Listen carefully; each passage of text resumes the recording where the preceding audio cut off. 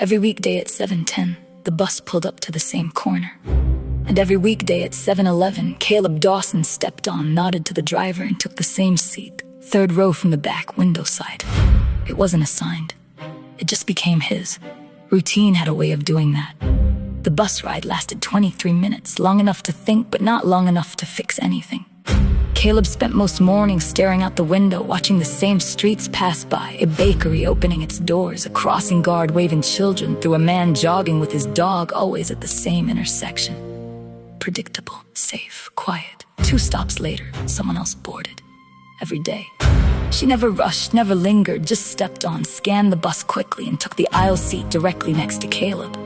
At first, he thought it was coincidence. Then it happened again and again. Her name, he would eventually learn, was Renee Carter. But for weeks, they didn't speak, not once. They just shared the same space. 2 strangers sitting side by side, moving through the same 23 minutes of morning silence. Caleb noticed small things. She always carried a canvas tote bag, sometimes filled with papers, sometimes just a book. She tapped her fingers lightly against her knee when the bus hit traffic. She looked out the window the same way he did, not really seeing anything, just letting the motion carry her. He wondered if she noticed him too. Probably not, he thought. One morning, the bus jolted to a stop more abruptly than usual. Renee reached out instinctively, catching herself against the seat in front of her. Her bag slipped, spilling a few papers onto the floor. Caleb leaned down and picked them up. "Thanks," she said, brushing a strand of hair from her face. "No problem." That was it. But it was something. After that, they began exchanging small acknowledgments, a nod, a quick morning, nothing more. Still quiet, still simple. Then came the morning everything felt heavier. Caleb almost didn't get on the bus. He had barely slept, the weight of everything, bills, work pressure, the lingering feeling that he was falling behind in ways he couldn't explain, sat heavily on his chest. But routine pulled him forward. 7:10, bus stop, seat. Renee sat down beside him as usual. She glanced over once, then again. "You okay?" she asked softly. Caleb blinked, caught off guard. "Yeah," he said automatically. She didn't push, just nodded. But a few minutes later, as the bus slowed near a red light, she spoke again. "You don't have to answer," she said, "but you don't look like yourself today." He let out a quiet breath. "I'm just tired," he admitted. "Yeah," she said, "I get that." Silence returned, but it felt different now, less empty.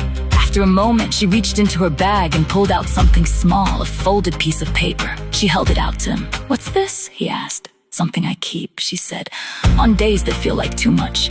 He hesitated, then took it. Inside, in simple handwriting, were a few words. "You don't have to figure everything out today, just get through this moment." Caleb read it twice, then once more. "Keep it," she said. "I can't." "You can," she replied gently. "I've got more." He looked at her, unsure what to say. "Thank you," he said finally. She nodded. The bus continued its route, the bakery, the crossing guard, the jogger. Everything looked the same, but something had shifted. The weight didn't disappear, but it felt lighter. The next morning, Caleb got on the bus again. 7:11, same seat. He unfolded the note before she even sat down. Renee smiled when she noticed. "Still helping?" she asked. "Yeah," he said, "more than I expected."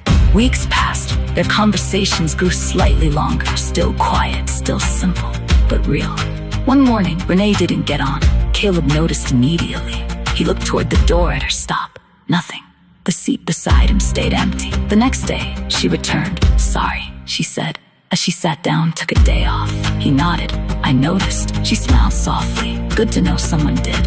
One morning, as the bus approached his stop, Caleb reached into his pocket. He handed her a folded piece of paper. "What's this?" she asked. "Something I wrote," he said. She opened it after he stepped off the bus. Inside it read, "Some days are still hard, but they don't feel as heavy anymore. Thank you for sitting beside me." The bus pulled away. Renee looked out the window. The streets moved the same way they always did. But she smiled, because sometimes the people who help us the most don't change our entire journey. They just sit beside us for a while and make the road feel a little less heavy.